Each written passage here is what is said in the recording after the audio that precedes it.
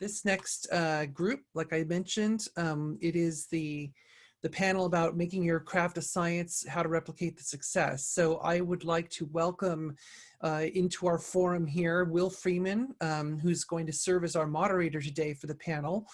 And then Joel Thomas from Agora.io and Chris Kempt from Dead5 and Markus Vahtola from Fingersoft. So I would like to welcome the panelists today. And yeah, Will, go ahead and take it away. Hey, Kate, thank you so much. And great to bump into you here briefly at the side of the conference stage. Hey, Joel, how are you? Thanks for joining us. So, yeah, doing good, thank you. Yeah, I will just, as our guests join us, fantastic, they have appeared. So yeah, thank you so much for joining us, everyone. Very briefly, my name's Will Freeman. I'm a freelance game journalist, editor, copyright consultant, does too many different things in the games industry to have a succinct job title. That's all you need to know about me because I'm your host for this panel. You're here, of course, to listen to our experts who've joined us to talk about this issue of repeating success in the game space and using, I hope I don't do this too much in our panel, but using science to guide that effort. Now, of course, success and science in the context of developing and designing mobile games can mean different things to different people and teams. Hopefully, that's why we're going to have an interesting conversation about it. You know, that's what exactly success is in mobile games and what exactly the application of science is, you know, something we really want to get into. What kinds of success are there in the mobile space? How readily can they be repeated?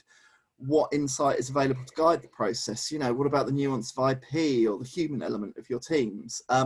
So, you know, and learning from failure and as much else as we can cover in the next time, in the available time. So yeah, before we tuck into those heady topics, I'll introduce, I'll get you guys to give a wave. I was going to say in the top right, in the bottom left and so on, but I'm not sure everyone's screen's the same as mine. So first of all, from Agora.io, developer evangelist, Joel Thomas, there he is. Give us a wave, Joel. Hello. Yep. Hi, everybody. Yep. Thanks for having me. Fantastic. And from Fingersoft, CFO, Markus Vahtola. Hello, everyone. There he is. And last but by no means least, Chris Kempt. Definitely not least, Chris, I promise. Chris Kempt, founder at Dead5. So, yeah, obviously that sound we could all hear was the riotous applause from home offices across the world from everyone tuning in. Don't worry, I'll manage the being awkward about the lack of us being able to hear or see our audience. But yeah, let's dive straight in to just getting you to briefly introduce yourselves. You know, I guess a little on your time in the games industry, where you are now. Joel, let's start with yourself. Sure, yeah. So I currently work at Agora.io. I'm a developer evangelist helping people to integrate voice and video interaction into any game, any app, and enable devs to connect anyone, anywhere around the world. A little background on, for me, I come from the toys and games industry. I previously worked at Hasbro and then Bungie, respectively. Fantastic. Yeah, just an incredible range of experience there. Chris, to make you not last this time, tell us a little bit about yourself. Who are you? Well, I'm Chris, yeah. So I run a studio called Dead5, which I started with a couple of ex-colleagues or current colleagues that were ex-colleagues, about 6 months ago, and we are building what we think is the next generation of hyper-casual games. Before that, I used to do kind of free-to-play mobile, kind of, but still fairly casual games, reasonably successfully. And then before that, I was in kind of advert games and kind of fell into games through the kind of flash game scene in the early 2000s. So basically, I've been making very stupid games for nearly 20 years, and I love it. That was the intro I actually had prepared for you, Chris, just that last line. No, and finally, Markus, I'm hoping some people in the audience might have heard of some of the games of Fingersoft. So, but yeah, to hear a little about your time in games would be great. Yeah, so hello everyone. I'm the CFO of Fingersoft, Finnish game studio, best probably known for the smash hits in the mobile hill climb racing and hill climb racing 2. And my background, well, it's both in the business and technology actually, and previously working both in the private and public sector. And my passion, however, has been in the games domain since I started gaming with Commodore 64 in the 90s. So I feel that it's the domain where I can put best use all the skills that I have. And at Fingersoft, I mainly focus on insightful metrics. So basically the CFO role is also kind of like a chief metrics officer as well. So I have to improve the reporting, budgeting, forecasting, and kind of create so that they are enabling tools for efficient decision making. So that's how I would summarize my role. And before I dive into the kind of the questions on the subject matter, just to say to our audience, there's the Q&A function here in Zoom. So please, yeah, using that text function, I'll see that come up. Suggest any questions throughout, and we'll give over the last part to try and address some of those questions. So yeah, I promise I've got plenty of interesting questions, but I want to give you guys a chance to ask some too.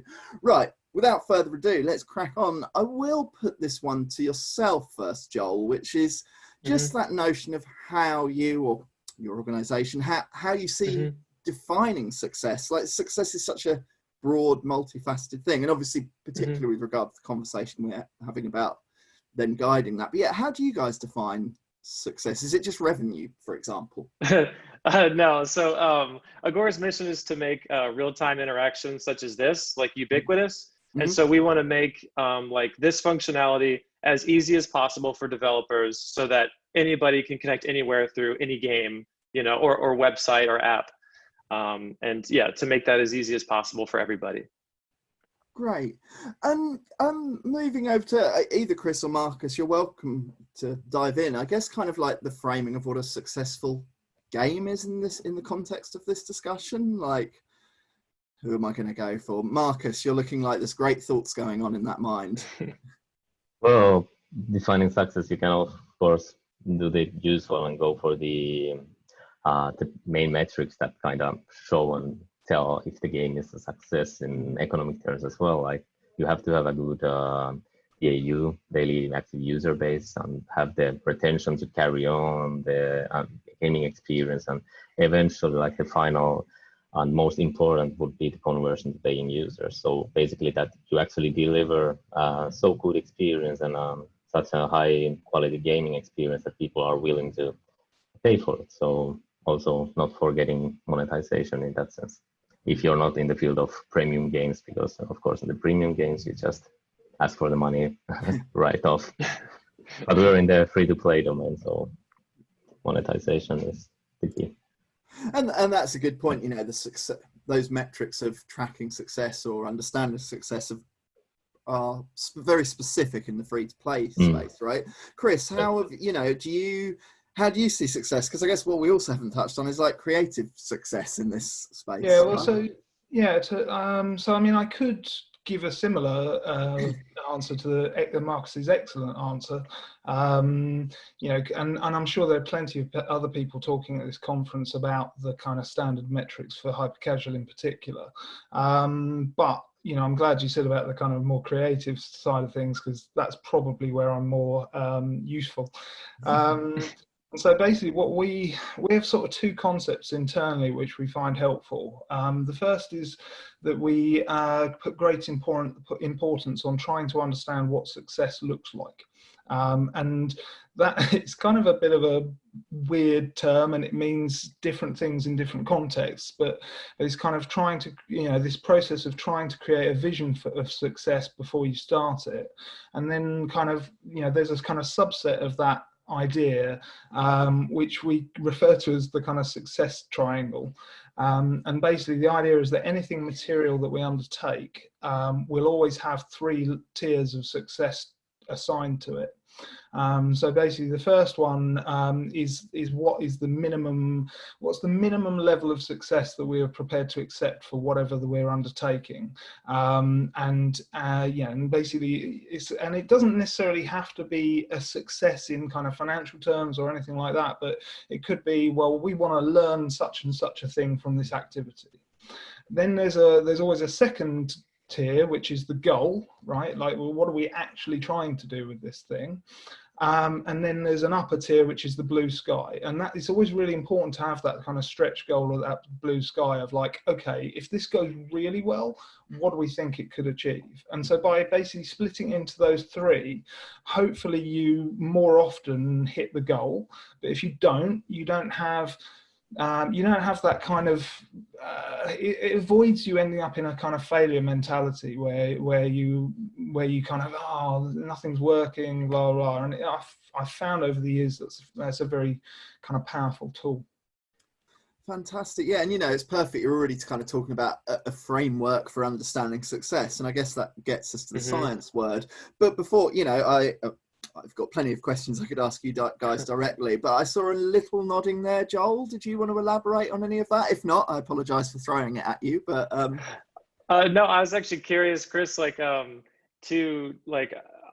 to ask you about what for the first tier of the minimum goal that you set, what kind of timeline do you give yourselves, and how intense, how rigid on that timeline are you? Yeah. No, I can answer that, but possibly not in the way you'd like me to. Okay, that's fine.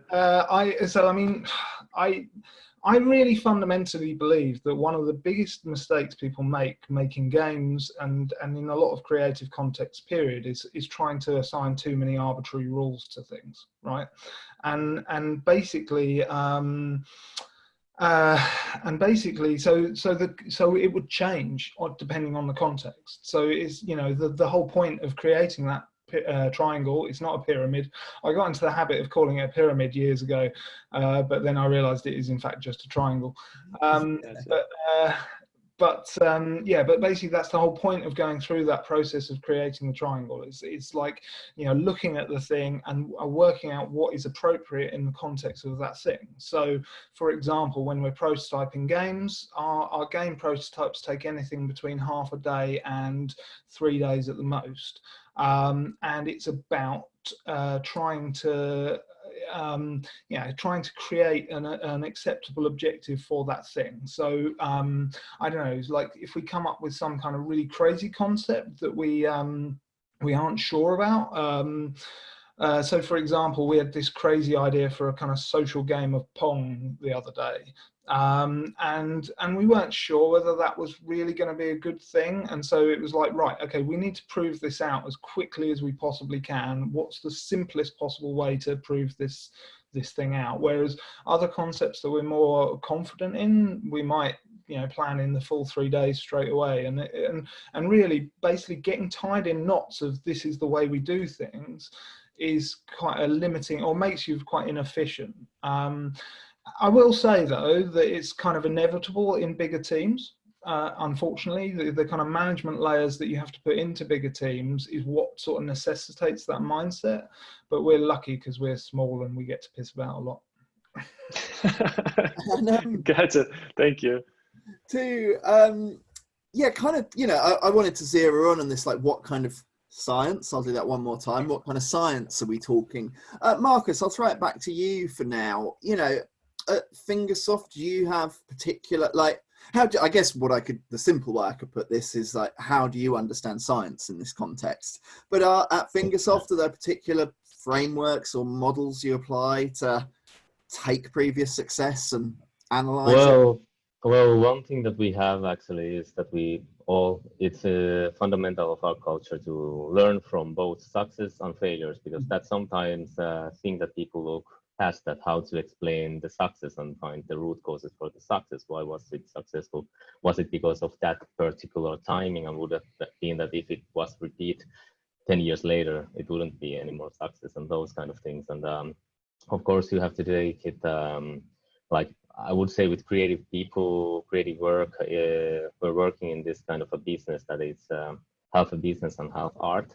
So you cannot really, top down doesn't work so well in this kind of a field. So we actually have a very flat structure as well. So what we try to with our culture, because culture is also something that all the time keeps moving and shifting. So basically every new hire changes a little bit the culture. So that's why I'm using the try, that we as management, for example, our role is just to be enablers and try to allow this huge environment where people share their knowledge and learning and kind of get this positive vibe going. And then people are self-organizing teams, and some ideas are so contagious that teams start to evolve around those ideas. And then that's when you can see like, okay, there might be something happening there because everybody's really excited about that idea. And then we just give the whole support to that. So that's I don't know if it's a confusing answer or did I answer your question well, but that's at least how the culture is. And I would see that that's pretty much like,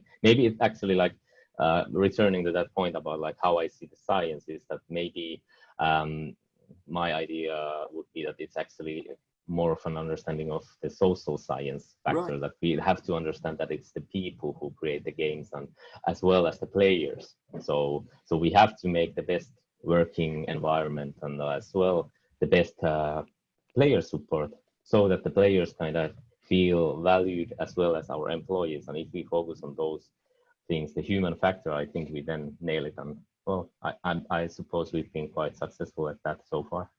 So hopefully we continue on that track. And that's really fascinating, right?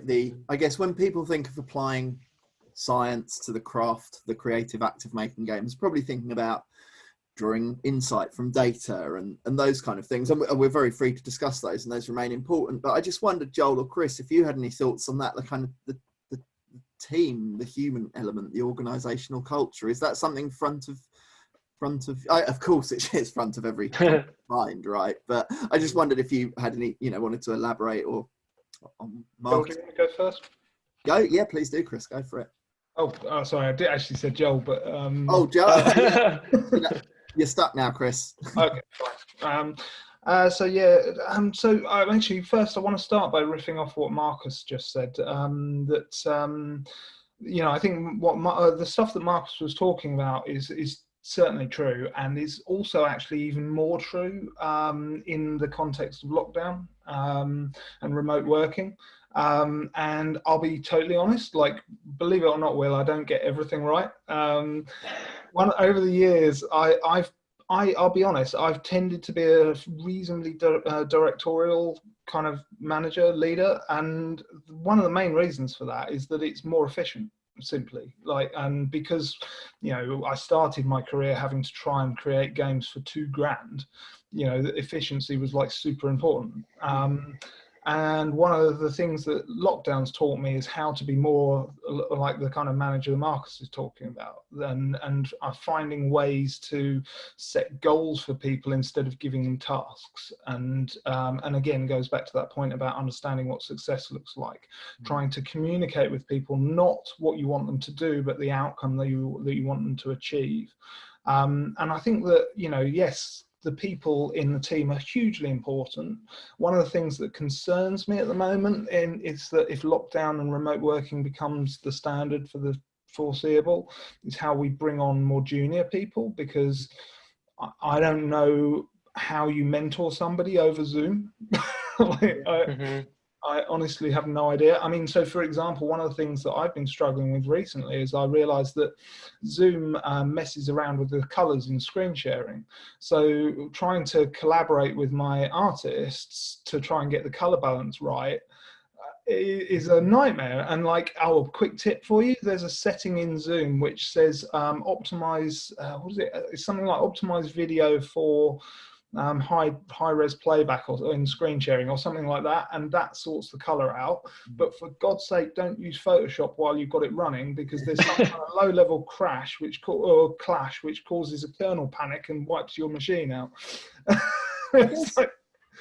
Sorry, I've gone off on a tangent. No, but it's really interesting. And I guess whether you're thinking about remote working in the current circumstance or organizational culture or looking at failure, it sounds like having a thoughtful framework around how you analyze previous successes. It is that, I guess I'm still trying to get at, what is this science we're talking about? Do any of you have any examples you can think of a clear-cut example of,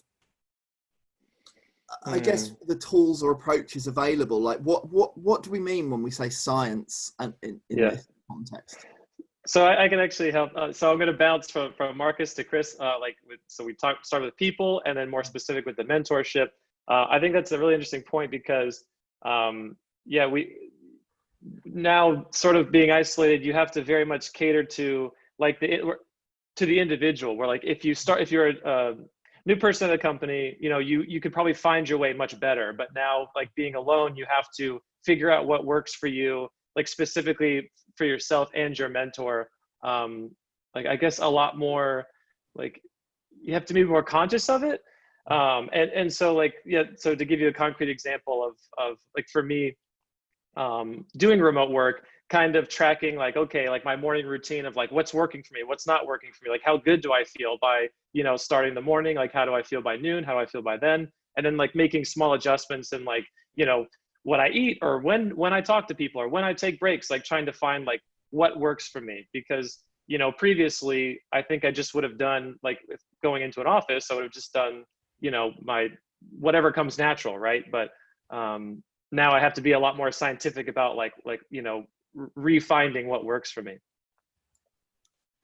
Right. And I wanted to return next to that point. Marcus, you mentioned about like learning from failure as much as success. Like whether it's success or failure, how do you have a very specific process to, I'm thinking when I was a magazine editor, and the day after print deadline day, we had a post-mortem where we, had a very long and sometimes tense meeting about the pros. Like, what is the lens through which you analyze the successes and failures?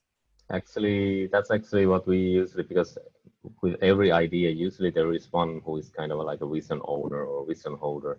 And well, we're all human. Some of us express ourselves through words better, others by drawings and images. So the format is pretty free. Like you can do a Pekka Kucha session, or you can do a really, really deep analysis of the whole game and the game design and the mechanics and all, like depending on that how you want. I would say that it's always a painful process usually to kill your darling and go through the failure, like what was the key reasons, what were the root causes that why it didn't work. And but then as difficult it is actually, because we don't usually stop to analyze why something successful is successful. So I would say that the science part in there is that you can actually like see a common elements maybe when you have a lot of those stories, and then kind of combine those to have this kind of some kind of a pipeline process and best practice, and have these different elements and kind of this mentorship for different phases in the project, and then just have this kind of I would say support network, like for people who have some ideas and at some stage in the process maybe get stuck, they can then just pull out, reach out to for the support.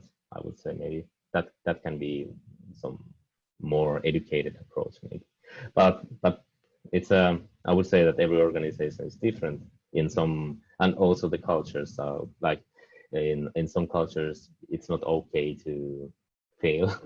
Yeah. So at least like in Finland we have this really good open culture that we share about our successes, but also the bigger failures, and we actually openly, we don't even like our competitors, we kind of see as collaborators to create this huge industry, to make the cake bigger, to be enough to share for everyone, instead of thinking that everyone is competitor and they're kind of taking the same slice, part of my slice or something like that. So also that mindset, it probably helps a lot, because with these kind of events like Pocket Gamer, we kind of openly trade information, and I think that knowledge pool kind of helps as well to make everything better. So yeah. I think what we're learning, and the kind of one of the challenges in here is every game's different, every studio is different, every local industry is different, every project, the individuals, and how, in terms of having a lens or framework to analyze your past success. And of course,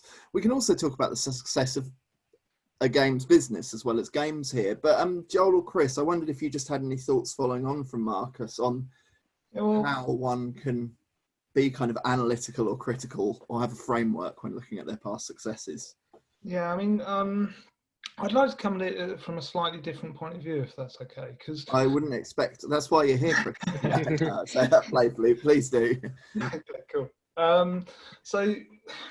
So basically, for a couple of important reasons, it's quite difficult for me to answer the actual question about kind of analysing failures, because we kind of don't really have them.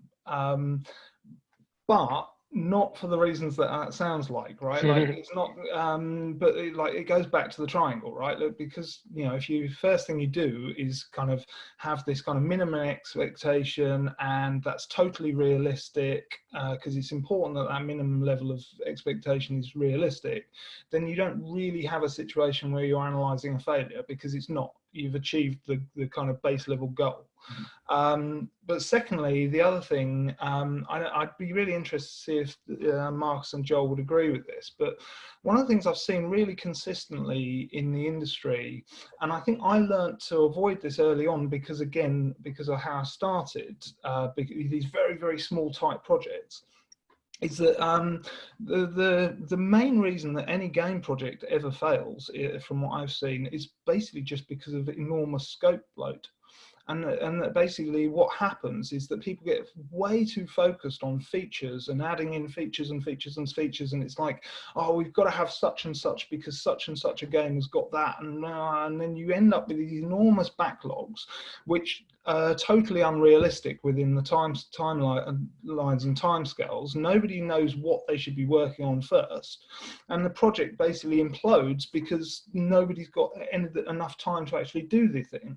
Whereas if you work the opposite way and work out what's the bare minimum the thing that you need to do, and I think, Will, I'm sort of possibly stealing your material for later on, because That's fine. No, please do. But yeah, look, basically if you oh god, I've lost my train of thought now, but yeah, basically if you work out what the kind of minimum stuff you need to achieve the success is, and focus on that, and then start layering things in as and when you're confident, and basically, like, the base thing from my point of view is, like, have we got a core experience that's fun, right? Like, is there something here that's fun? Right, great, now we can start layering shit on top of it. And yeah, basically working in that way instead of kind of from this enormous wish list of stuff is invariably much more successful. I'd be fascinated to hear your insights, just following that on from that, Joel, whether you want to stick to it closely or not, just about, you know, that idea of replicating, or should we say building business success. Like, you know, I guess you guys aren't making a game at the moment, Gory, you know, and you're finding success, but I presume you want to meet more of that. Like, can the same kind of logic, can the same things we're talking about be applied to general business success rather than specific title success, so to speak? Yeah, absolutely. I mean, you know, we have use cases that you can find on our website, where like if you where it's a pre-existing app, and after integrating this video chat, you know, this interaction from Agora, their like user interaction went up like 30%. The daily, or the amount of time people spent in the app went up. And so if you sort of just do like if you do like a basic exercise on like the baseline and then the increase from Agora, you know, the example would show like a 30% increase, you know, for people using that app. And so, let's see. I lost my train of thought too. That's all right. Yeah. We can come back to that. I get, you know, or also just like how you guys at Agora, and, you know, understand your success and how to, I guess it's not quite repeat it because you're not releasing a title every 6 months, but, you know. Right. I guess, yeah, it's understanding, first of all, like, are people engaging more, and where are they spending their time? You know, people are interacting, you know, face to face now, or using their voice. Like, which one of those two services do they like more? Do they like the real-time messaging? Like, are they recording things? I think kind of figuring out where the, I guess, like, where the interaction kind of collects, like in which bucket, you know, and understanding why for this app, you know, like this bucket filled up, whereas for this app, this other bucket filled up, right? Yeah, you're making me think as well, and this is certainly a question to all of you, like when it's not the time to listen to I'll do it one more time, the science, because of course, you know, as Joel just mentioned there, you've got different user groups with different needs, and you might be serving more than one of them, might have conflicting insights, or, you know, there's one's own creative vision. Yeah, I guess there's instinct, there's guts, there's experience. Like, how do any of you guys, or what advice would you give on kind of getting that balance right? Like, right, you can be informed by information and data and analysis, but there's, I'll reveal something now, games are an art form for tomorrow's headlines. Yeah. So games are art, confirmed. So yeah, you wanted to touch on that, you know, that we're talking about. Actually, I'm definitely going to pile in there. So I don't think you can get away with that, Will. You can't say games are art. Games can be art, and they are definitely an art form, but art was fairly clearly defined, essentially with Duchamp's Fountain in 1918 or something like that, and yeah, and so games definitely can be art, but they're not art by definition. But I do think that, you know, that there is a spectrum on which any game can be placed, which runs between art and, I'm not entirely sure what the other end of the spectrum is, but the more sciencey thing. Yeah. And probably what kind of defines it is the goal of that particular game. So for example, the closer you get to something you want to be a very mass market, very high, like, you know, like the very, very big free-to-play games, the closer you're likely to be on that sciencey spectrum. Now, that doesn't necessarily mean there won't be any art or art form in it, but, you know, you are likely to be leaning in more heavily to that end of the spectrum. And then at the other end of the spectrum, you have, you know, a lot of the big kind of console-y type titles. And a lot of people would talk about things like, I guess, the latest Zelda game, and like, I mean, you'd be able to list hundreds for us, right? But then even they under the kind of definition of art aren't really art either, because like art, you know, oh god, I can't really give you like my 3-year degree in 20 seconds, but like basically, most of the time they're not trying to make some kind of societal comment on the art form in and of itself, which is kind of the definition of fine art ish. And so the only example I can think of that would be something like, for example, Depression Quest, which effectively questioned the medium of games in and of itself. And so that kind of self-referencing thing, which is part of postmodernism, is not really in a lot of games that people would talk about as being art, but it's on that spectrum. Yeah, and that spectrum's really fascinating, right? Like some, as you say, some games are probably more suited to being very guided by science, and other games might be purely creative endeavors with no interest in success, however you measure it. And from a general conversation, I'm taking away that it's best not for whether you're an individual creator or whether you're part of a team like yourselves, it's best not to commit yourself to one point on that spectrum between guided by art and guided by science, but be free to give yourself the capacity to move around it. Sorry, that wasn't very well put, but does that make sense to any of you intelligent people? I think it's absolutely correct. Yeah. Great. Yeah. Fantastic. Markus, were you? Yeah. If I can, well, we're back to the prior comment from Chris about the feature bloat, because actually that really, well, I felt the comment because that's actually something that I have observed as well. I'm seeing that many teams kind of struggle with that sometimes, and I feel that actually is like core in understanding as well. Like when you have that kind of thing that you're building a product, and if you're not completely sure about the core experience, then maybe it's easier to be misguided also by the data.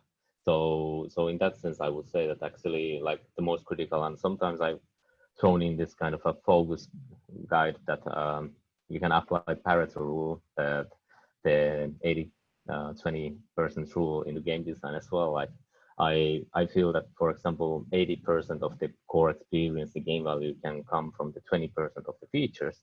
And then if you have like 25 features, you can quickly eliminate them and get 5, and then you definitely should go one more route to just chime in on that one feature, that one key feature that you have to get to be the diamond. And I feel that if your team is so crystal clear on the vision of the game, then they can actually interpret much better the data as well, and the feedback that they can get, and they kind of also can have the kind of the courage to say and kind of disprove also the data that, okay, but actually this was actually tested, for example, in the wrong market, and this game is completely going for an opposite direction, and we really stand behind our product, so we're actually gonna focus a little bit more on that and do another test in another market, and then they maybe can bring out great successful product. At least just a thought. I don't know how you feel about that, Joel. And yeah, well, go for it, Joel.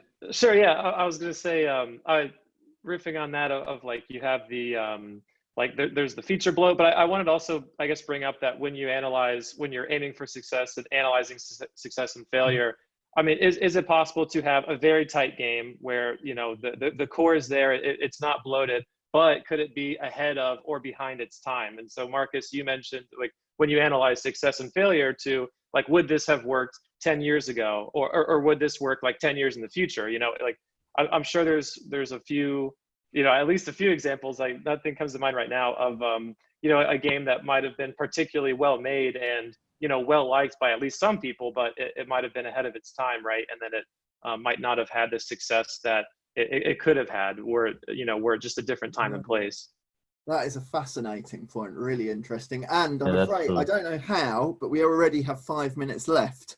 So, Joel, you brought up a fascinating talking point we could have filled an hour with, and we have just a few minutes left. But fortunately, the first question, so yeah, we've already got 3 questions in the Q&A from the audience, 4, just as I said that.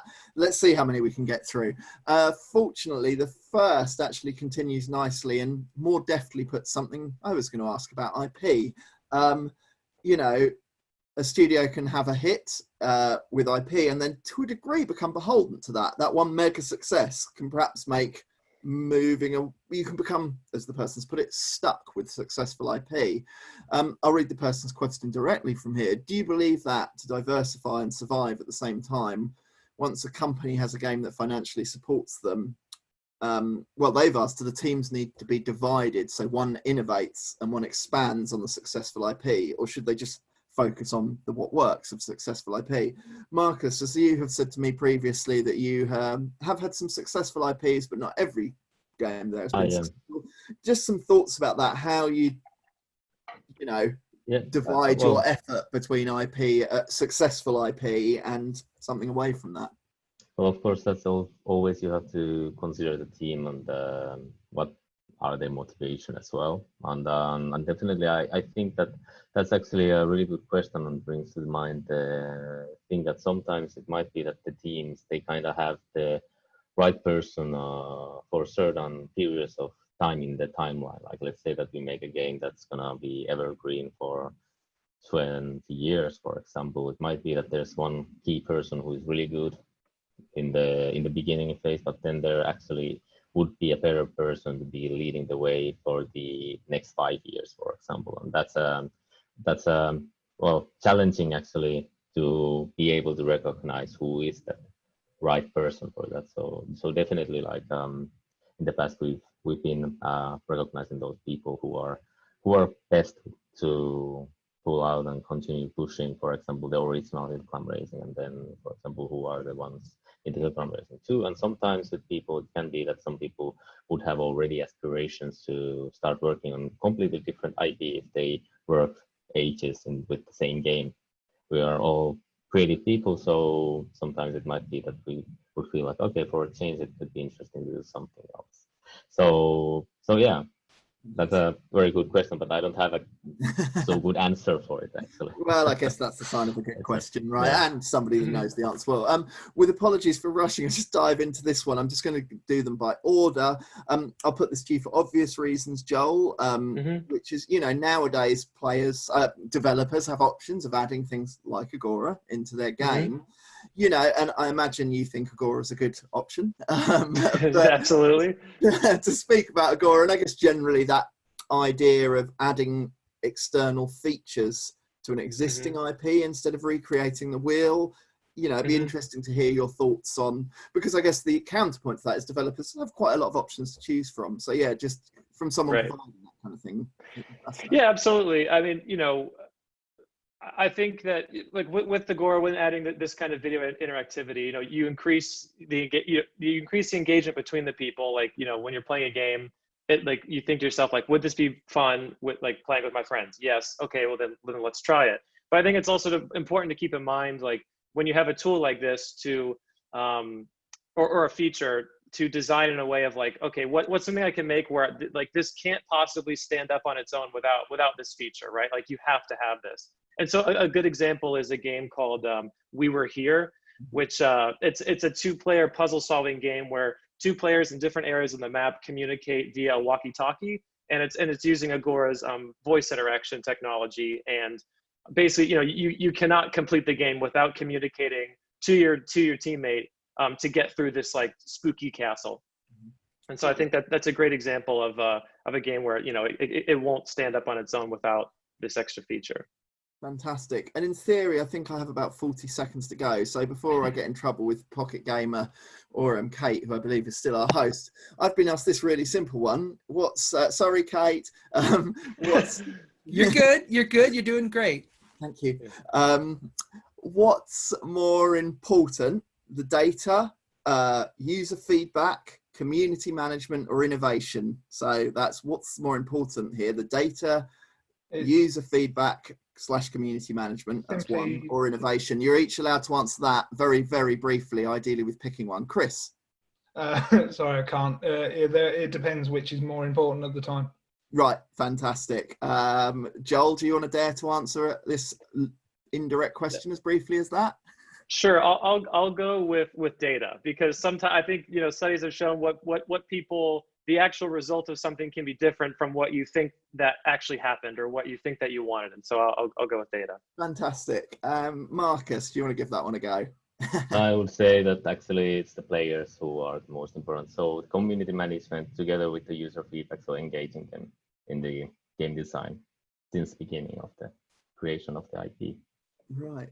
Fantastic. And guys, thank you so much. I should have asked all my questions putting that strenuous time. Well, actually, we do have time to go through the extra questions. So, we actually have probably about 5 minutes or so if you want to entertain the other questions. Yes, yeah, sure. Please feel free. I can do that. And there's some other talking points we hadn't talked. And so, yeah, audience, I've got one more question from you guys. You may be able to slip another one in.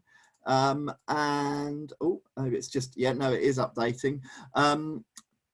Right, so an anonymous attendee, you all are, has said Chris is on point with game project scopes boiling over and imploding. Curious to ask, how can team members below stubborn creative directors communicate red flags of this sort without damaging kind of internal relations in the team? So answering how you want. I might put that to yourself first of all, Chris, as it mentioned you. How can we manage that side of things? So I saw this come in a while back, and I have been sort of scratching my head while trying to work out how to answer it. And I think there are a few different ways that I can answer it, which is that, I mean, first of all, good communication shouldn't damage interpersonal relations.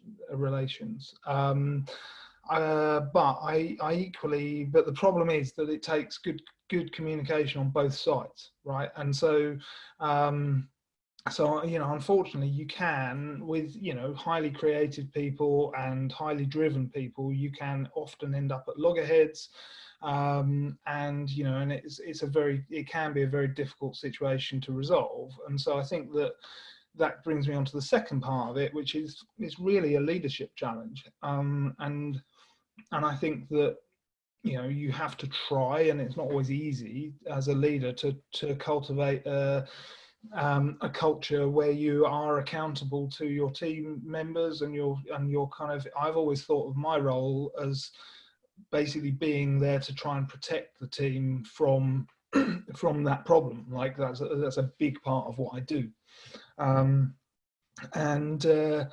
But at the same time, you know, it's also important to drive the team and give them goals, and thinking about it, it's yet again another reason that triangle is so important, right? Because, you know, it's like gives you some bounds to work within, so that, like, okay, we want to achieve this at minimum, but this is the goal, and if it goes really well, then let's try and achieve this on top of it, right? And then again, it's another tool that you can use to avoid that feature creep stuff.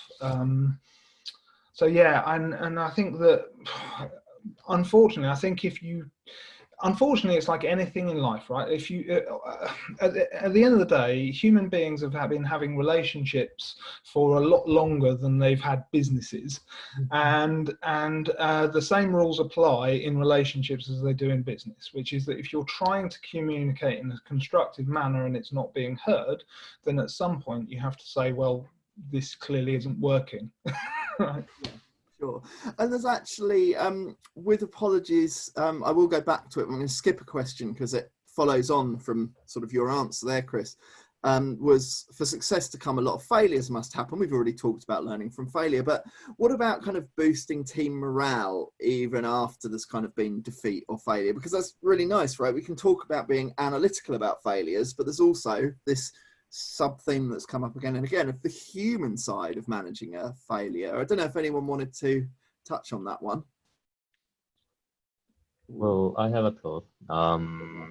Although the word failure, I would say that maybe it should be changed to learning, because I think every project you will have, even if it's not meeting its goals that you had set for it, maybe it will at least have brought some new knowledge to your team, most likely. So in that sense, I would say that it's by creating with the culture and getting away with the stigma of the failure, just trying to make it so that it's motivating actually to share the learnings and kind of celebrate the learnings. So every project brings in new knowledge. Great. So yeah, that's nice, that idea of, I guess it's through the culture of your studio, kind of perspective on failure. Chris, go on. If you don't mind me adding to that, I think as a counterpoint to that, I think it's also one of the big problems that I think happens in studios sometimes, particularly now, and now there's so much live ops and so on, is that we too rarely celebrate our successes. And that's a big part of managing the failure, like, because if you don't stop to celebrate the success, there's no, you know, you can't expect everything to be happy and flowers all the time.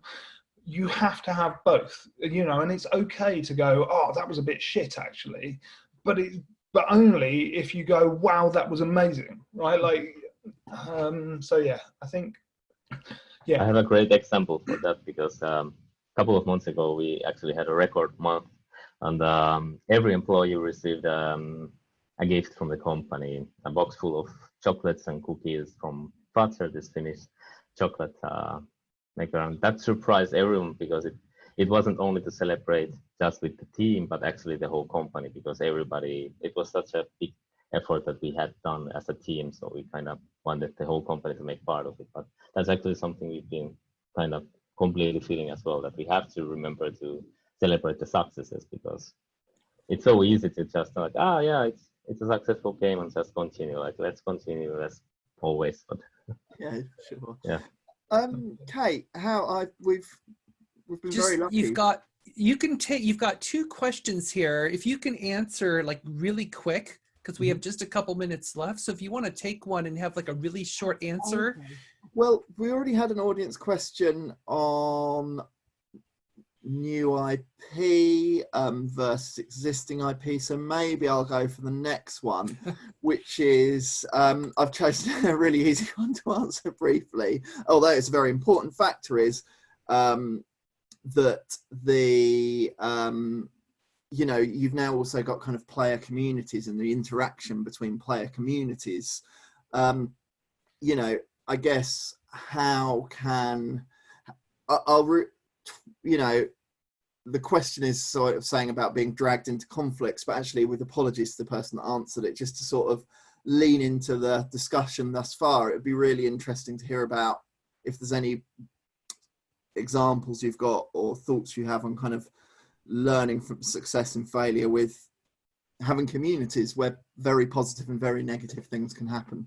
And I'll interject for time's sake that maybe keep it like a one-word answer. Your quickest advice on this. 200-word question, one-word answer. Over to you. Yeah. Okay, well, I'll chip in.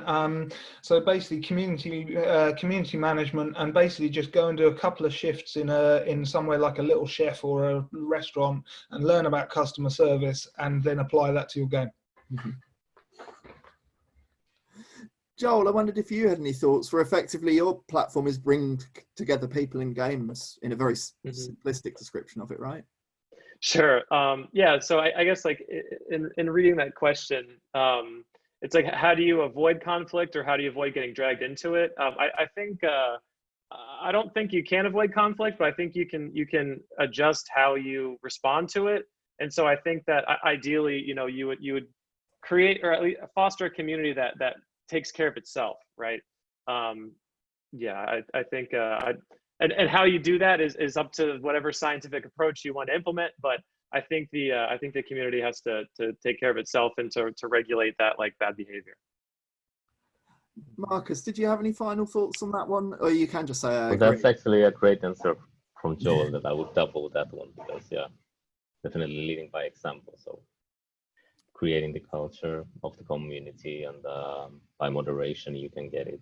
But it's always been better when you get the culture actually so deep into the game as well, so that people kind of self-moderate. Mm-hmm. Fantastic. Well, I think we better call it an end on that note. So, of course, thank you so much to Joel, to Markus and Chris for their insight and their time and their effort there. Thank you for Pocket Gamer for putting that together, and all the people pulling the strings behind this to actually make it happen. Thank you to Kate for putting up with us mucking around. And I guess at this point, Kate, I'll hand back over to yourself. Great. Thank you so much. You guys were great.